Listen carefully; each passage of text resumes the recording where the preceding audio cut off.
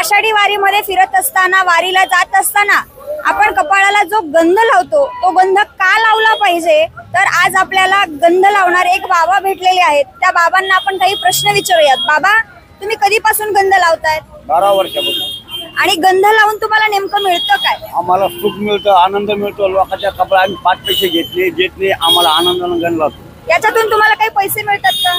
पैसे आम्ही घेतले, त्यांना टाकले तर आम्ही घेतो, इथे घेतले.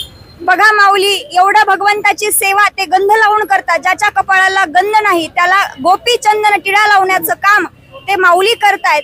तर आपण त्यांना त्यांच्या कामाचं, त्यांच्या कष्टाचं फळ त्यांना दिलं पाहिजे. म्हणून फुकट गंध कोणीही लावून घ्यायचा नाही. रामकृष्ण हरी माऊली. टिळा तुझ्या नावाचा देवा कपाळावर सजतूया, तुझ्या नावाचा देवा कपाळावर सजतूया.